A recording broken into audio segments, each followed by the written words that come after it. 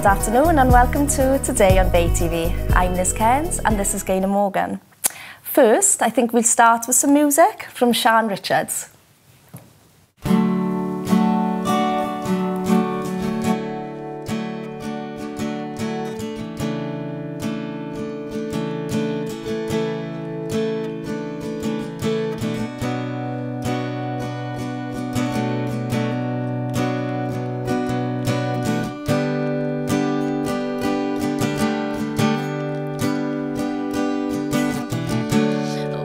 Somewhere else today, there's still no word beyond the doorstep, 'cause no one knows just what to say. Don't wanna be the first to cave, because emotions run high in these family ties. I know that deep down inside no one wants to say goodbye, but no one wants to even try, and we all wonder why.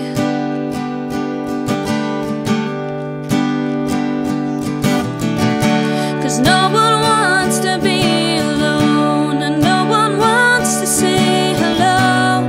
Can we find a compromise and reconcile these family ties? Reconcile these family ties.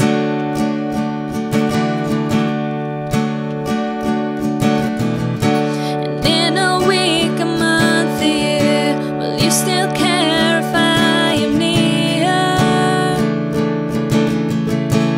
Will you shed a single tear? Will it even be sincere?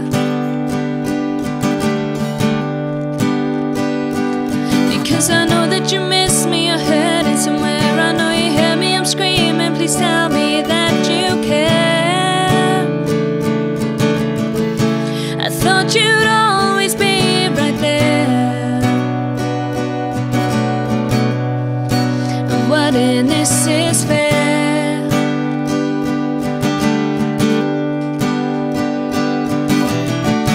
'Cause no one wants to be alone, and no one wants to say hello. Can we find a compromise and reconcile these family ties?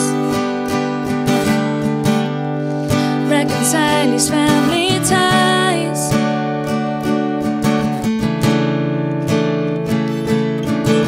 Oh, will you talk to me when I am standing alone? Oh, will you talk to me when I am standing alone? 'Cause no one wants to be alone, and no one wants to say hello. Can we find a compromise and reconcile these family ties? And reconcile these family ties.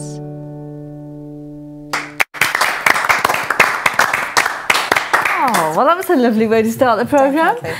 And now we're joined by two of Wales's most experienced and respected journalists, Spencer Feeney and Robert Llewellyn-Jones. So, what have you been up to since we last saw you, Spencer? I've been over to Malaga. I went to the Pablo Picasso Museum for a visit. Oh, that's interesting, isn't it? Very cubist. Yeah. Did you go to his house? His home's there as well, across the square. No, I didn't go to his house. I went to another artist's house. There was another museum there as well. But the Picasso Museum, fascinating. If you depends what you think of modern art, doesn't it? You know, I know a bit more about cubism now. Still not convinced it isn't a bit of a practical joke. I like the front there. I think it's a bit like Aberavon, but with sunshine. It's nice, yes, that's exactly what I thought when I was there as well. Yes. There we go. I've also heard one of your blogs have drawn some Which one is that? attention. to do with the students have been happy here, yes, apparently. the satisfaction survey that showed that students in Swansea are very happy about the price of a kebab and the price of a pint of beer in the city. So it's something for all to be happy about, isn't it? And what are the prices? A kebab costs you just over £5 and an average pint of beer costs you about £3.25. Oh, recipe for happiness. Student fees are obviously going a long way then. Yes, they stretch a long way. Yes. Oh, great. Well, I think we've got some breaking news, haven't we, about this bimodal train arriving in Yes. Swansea. So I think it's just arrived.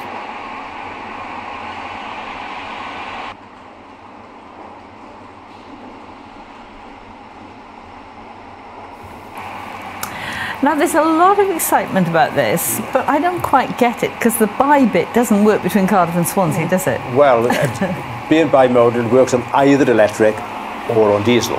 So when the line to Cardiff is electrified, when that eventually happens, this train will be able to run on electric traction as far as Cardiff, and then west of Cardiff it'll switch to its diesel engines. Right. So the advantage is that because the line from west of Cardiff has not been electrified, at least to travel on to Swansea you won't have to change trains, which was seen as a bad message for Swansea if people had to switch trains to carry on. With this train, it's straight through. And I'm assuming if anything did ever, hopefully not, go wrong with the electrics, then they can just change to Well, that is an important point, because, of course, electrified line does occasionally have power failures. Yes. With a bimodal train, it can run regardless of the electric power. Yes. It looks flashy anyway. So there are some advantages. Because apart from it being clean and shiny, you know, I don't understand why there's so much fuss in Swansea about it at the moment. But there we go. It's just sort of rubbing off.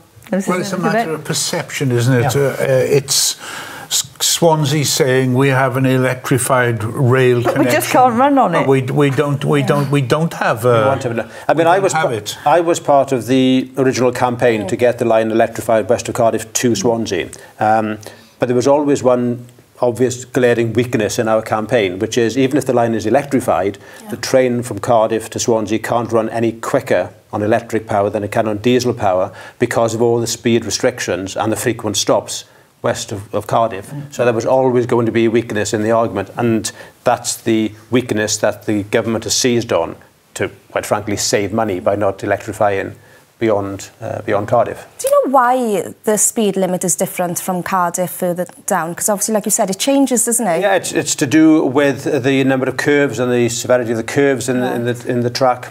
The trains have a limited axle weight. So we can blame Mansell Talbot for that back in the mid-19th century. You must remember that line that we travel on was laid by Brunel. Yes, there is a solution. And his father, I think. There is a solution to that problem, and it's a solution that a campaign I'm now getting involved with is pushing for.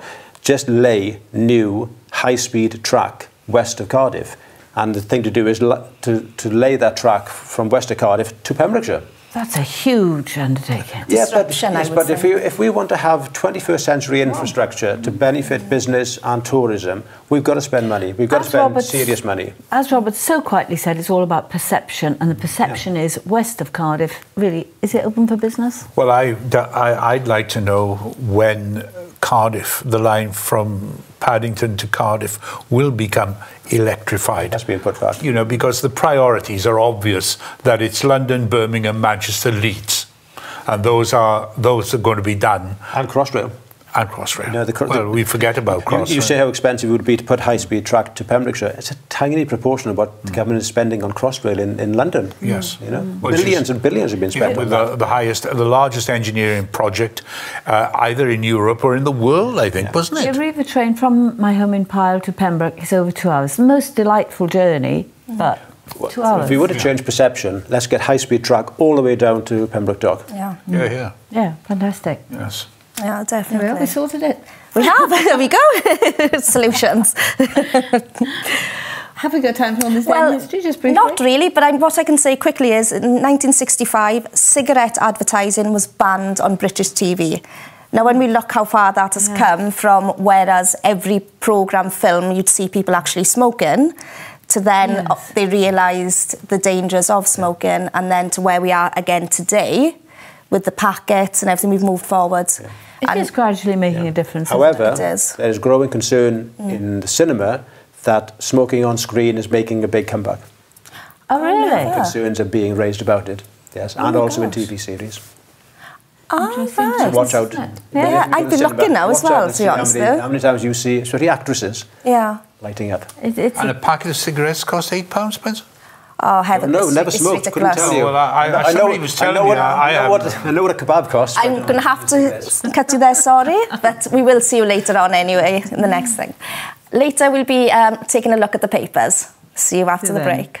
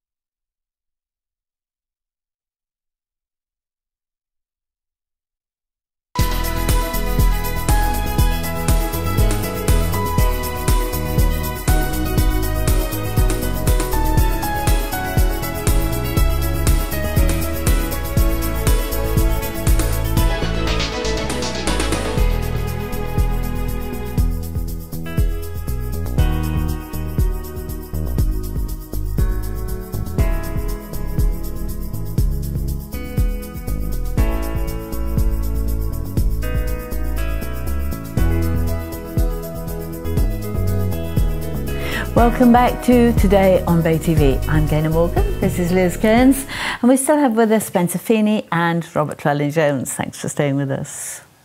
Shall we start straight away with the papers? I think so. Yes.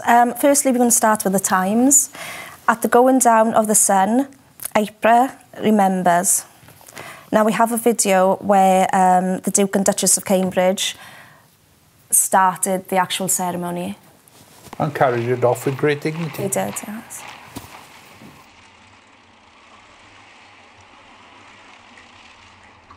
"100 years on, we still stand together, gathering as so many do every night in remembrance of that sacrifice.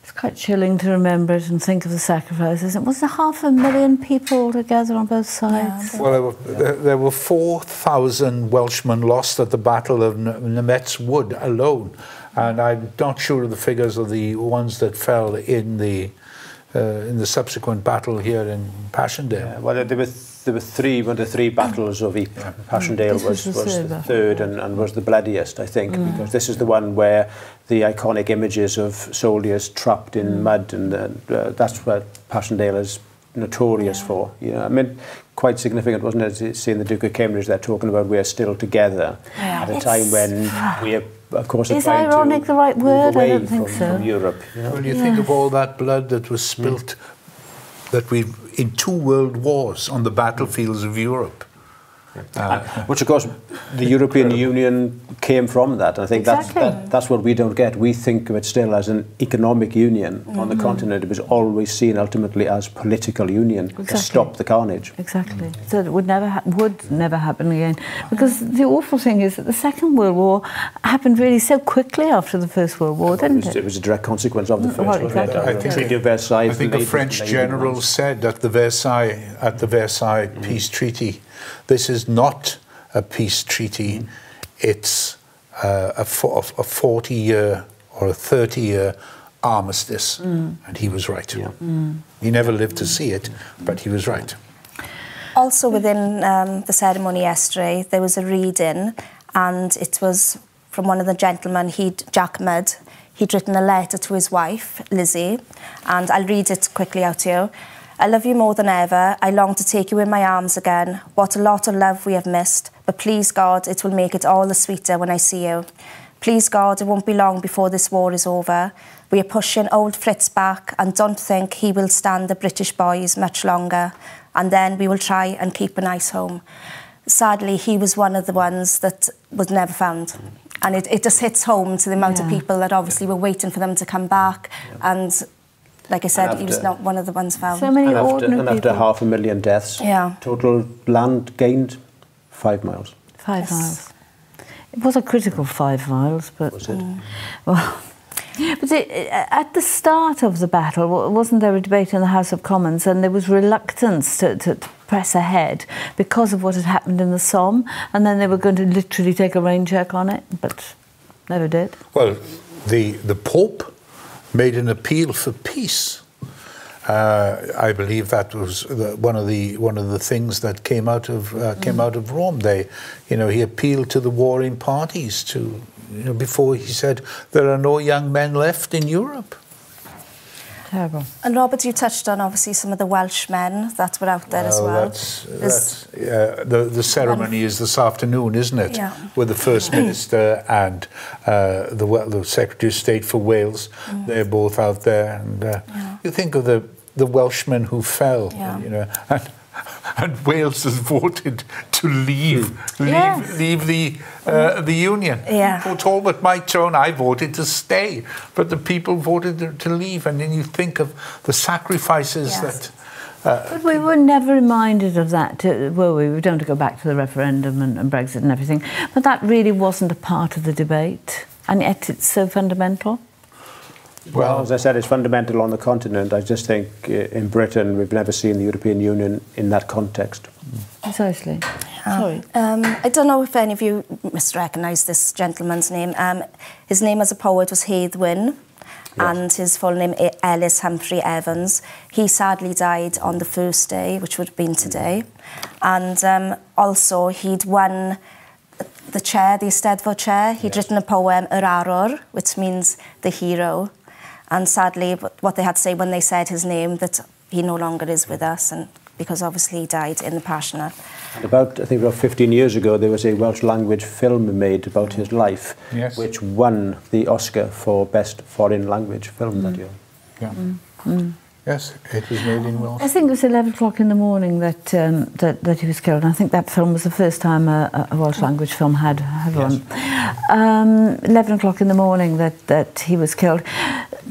Again, we come to the word irony, which is by no means a strong enough word. Well, in the actual Eisteddfod, I think Lloyd George was there. It was Lloyd George Day.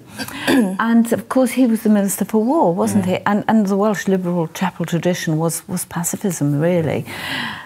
And yet he seemed to sit through it. And well, Lloyd George was Prime Minister in 1917, which is...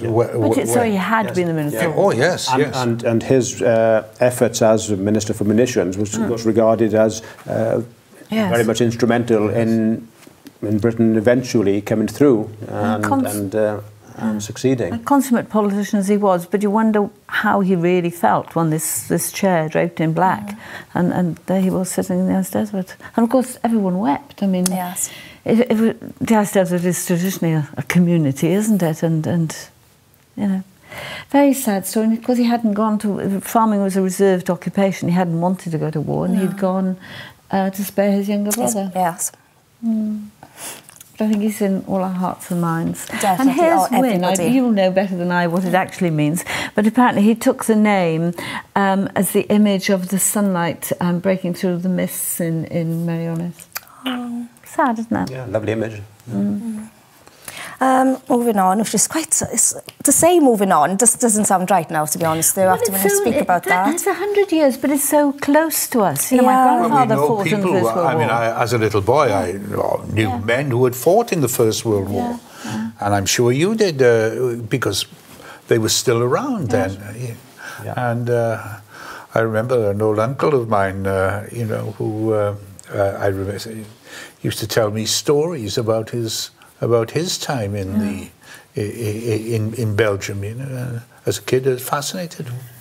Liz. Right, in the South Wales Evening Post, can cable car idea for Kilvey Hill help City on its way to the top? Exciting, isn't it? It is. Won't get me up there, but I think it's a wonderful initiative. Is it going to happen? Well, there's been early exploratory talks. They have been held, and it could basically have cable cars and toboggan slide. Now, what I found quite interesting was that they may also have a high-speed zip wire ride.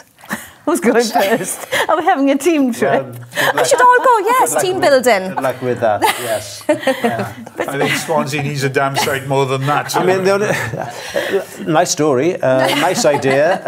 The day the story was published, it was pouring down with rain, it was low cloud, and I always come back to the same thing. When you talk about tourist attractions in Swansea or Swansea Bay, you've got to think about the weather. I still believe if you're talking tourist attraction, you're talking something that's indoors most of the time.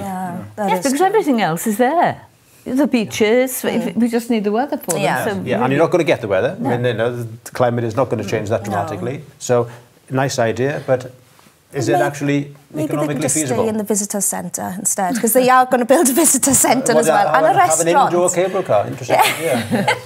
They won't go out, they just stay in the visitor centre maybe instead.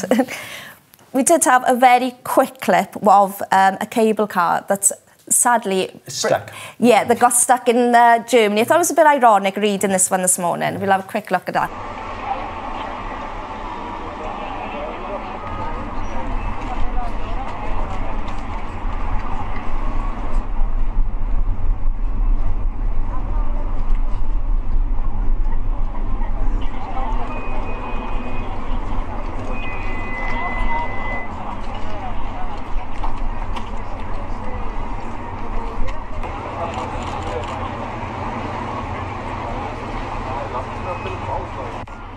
Well, that just brings back memories of the day that my good friend Melanie Fairfax and I were stuck on a chairlift in Austria, and I'm not a very good partner in those circumstances. You won't be on the cable car then? No. I used to get frightened going up to the funicular in Aberystwyth. Can I do that now? Break now. Movies chat after the break. Thank you so much.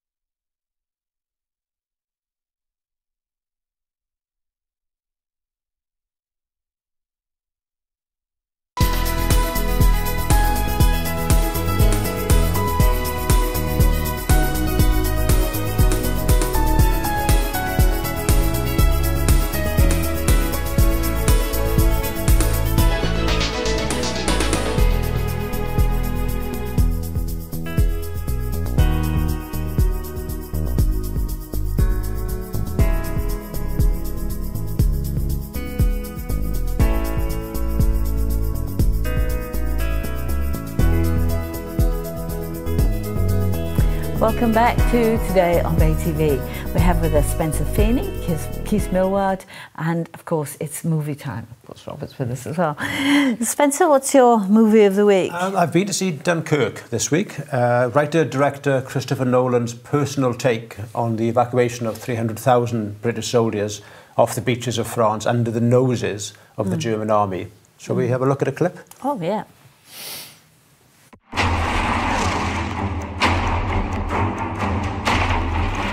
Where are we going? Dunkirk! There are 400,000 men trapped in one place, on a beach, their backs to the sea, the enemy closing in all around them. And it's just a matter of time before they face surrender or annihilation. And the fact that this story does not end in either surrender or annihilation is what makes it one of the greatest stories in human history. Good film? Well, this is one of those films that's divided opinion. Some critics and most audiences have been very enthusiastic. Some have thought it was pretty poor. I have to admit I was disappointed by the film after the build-up it had been given. The cinematography, as you could see there, is very impressive, but the direction, I would say, is not in any way innovative. Christopher Nolan has created 3 narrative threads here on land, sea and air, and he's interwoven them in a non-chronological way. So the action switches between the 3 areas and in time. And a lot has been made of this juxtapositioning of the narratives and of the time loops. But that in itself is not especially innovative, I would say, or original. But the crux here, I think, is Nolan has made a deliberate decision to have very little dialogue in this film. Most of the dialogue is simply explanatory pieces between the army and navy officers on the beach trying to organise the evacuation. The result of that is you have a cast of tremendously talented actors.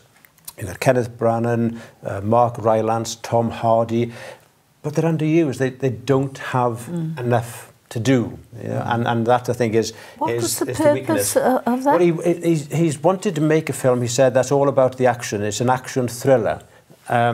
Sadly, in my view, it falls short both in action and in thrills. And this lack of dialogue, in the end, I think gets in the way. Compounding that, he made again a decision not to use CGI because he thinks that CGI overtakes the story, which is a brave decision. The problem is, when you're making a film about Dunkirk and you don't use CGI, you end up with a lack of resources. So we end up with a situation where the might of the Luftwaffe is reduced to 3 Stukas, 2 Messerschmitts and 1 Heinkel. The RAF is 3 Spitfires. The Navy is 1 destroyer. You only see 1 destroyer in the film. And the Armada of small boats, which is because of the romantic story about Dunkirk, is about a dozen vessels. So it's an action movie, but the things that actually hold together the action. It's because of that, it downplays it all, you know? And they try to get around it at one point by, the army officer says to Kenneth Branagh, who's the naval commander, where are the ships? And he says, well, we're holding the destroyers back, ready for the re-invasion. Same with the RAF and the Spitfires, which simply wasn't true. There were dozens of destroyers. Even though the Armada of small ships is the romantic story, in fact, most of the 340,000 troops who were evacuated by the Navy on destroyers. Did you feel, Spencer, that it was there was an attempt there to vindicate the role of the RAF? Because the RAF came in for criticism. It did, yeah, and of course historical records recently revealed that criticism was not fair. That the RAF, the reason that you didn't see the RAF on the beaches is they were inland fighting lots of sorties trying to hold the Luftwaffe back. But of course you can't show that in this film because they haven't got the planes without CGI to show those mass aerial battles that were going on. The RAF actually suffered huge losses, helping to get the soldiers off. Yeah. You've seen the film. Yes, I saw it in. Well, what I enjoyed about, if that's the correct term. I agree with everything Spencer says, but it's the effect, the visual effect. The black and white film with John Mills, Richard Attenborough was, I thought, every bit as revealing as the story of Dunkirk. But of course, it was the effects that Spencer's spoken about. That was for me. Would it have been a much better film had it had CGI?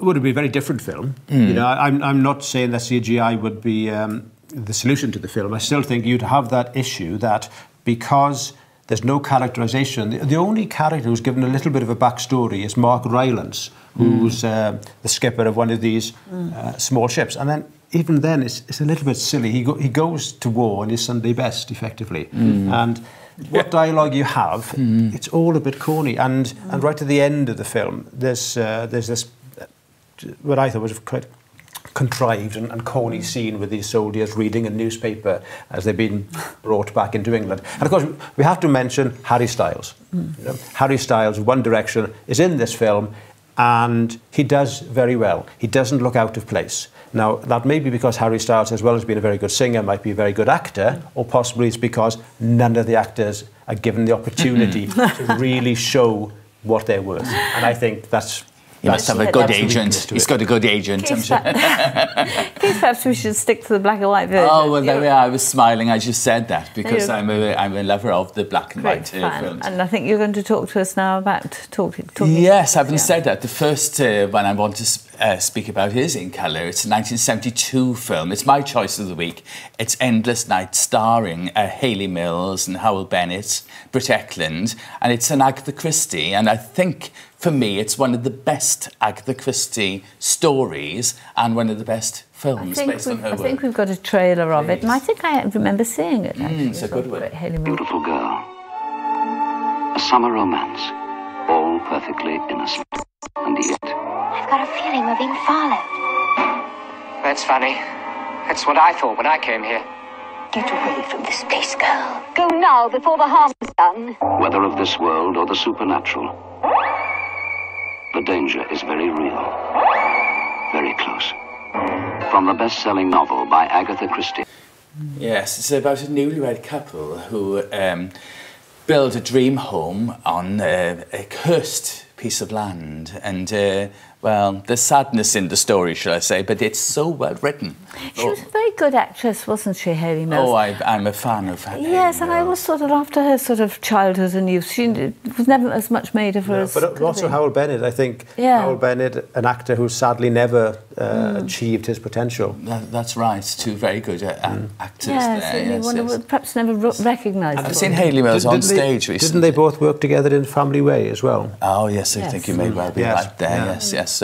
Tremendous. So that's Wednesday night. It's at 10 o'clock, you know. So in addition to the magazine programmes on Bay TV, of course, we have the Talking Pictures. And this afternoon's film is The Fast Lady, Stanley Baxter, and he's trying to impress. He's bought a Bentley car and trying to impress the lady. And we've got Leslie Phillips in that, isn't it? Yes. Oh, they're great. And the archetypal car salesman. Yes. So I think there may be a trailer of that. And there's also Thunder in the City as well. Can we see The Fast Lady? I hope so, yes. It'd be rather nice. Just the type. Hello there. How about that? How about that? Look at that glorious body. Look at those lines. In all my years of experience, I don't think I've ever seen anything quite so splendid. Let me show you some of her outstanding features. Excuse me. Now, there she is, the Fast Lady.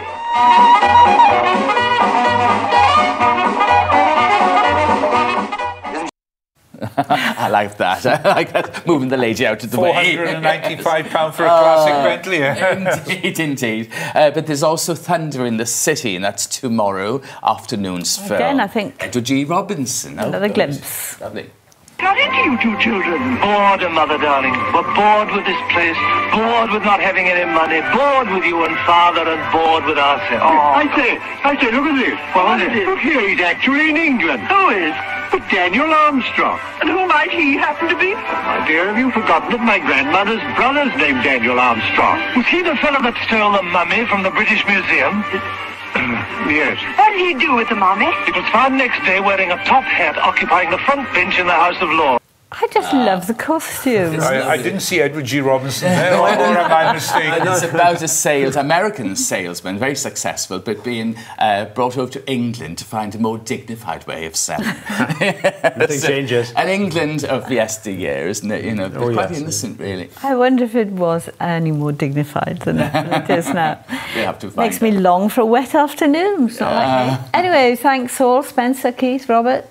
After the break, we're going to be talking wine with Davies Morris of Cheers Wine. I hope we'll be tasting some as well. Bye.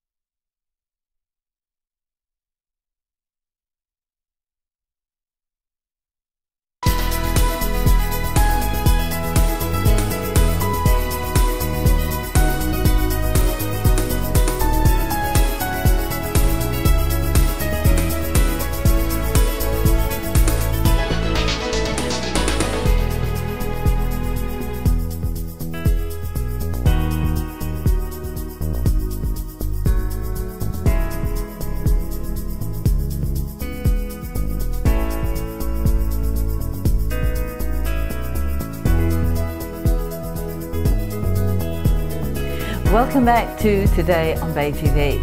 We have with us Davis Morris of Cheers Wine Merchants, and Spencer Feeney stayed with us, and Liz, you returned. I have. Yes.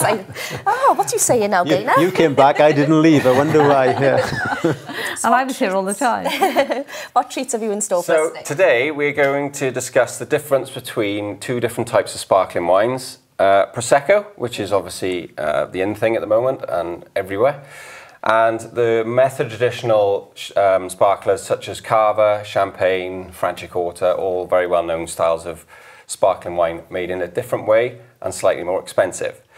Now, I often get asked the question, why is Champagne so much more expensive than Prosecco? Yeah. A lot of people wonder why. So there's numerous different factors, but the main reason is the method in which they're produced.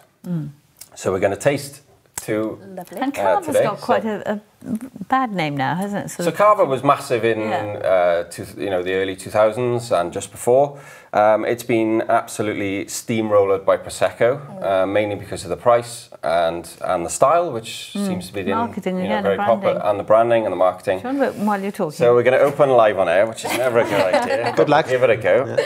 So we're going to start with Prosecco. Now, Prosecco is made in a method called Charmat, which is made in very large steel tanks, probably the size of this room, if not bigger, where the second fermentation, which creates these bubbles. Sorry. Oh, I didn't jump on you anyway. So lucky that the camera wasn't on me now. So what creates bubbles in these wines is what's called a second fermentation, where a still wine is produced from grapes, as any other still white wine in the world. And then the wine undergoes a process of second fermentation to create these bubbles, which is basically CO2, carbon dioxide, which is produced from yeasts eating sugar. So the still wine is put back in Prosecco's method, big tank, sugar and yeast are added, and then the steel tank is sealed, so no air can get out. Now these yeasts will eat the sugars, which is what they do.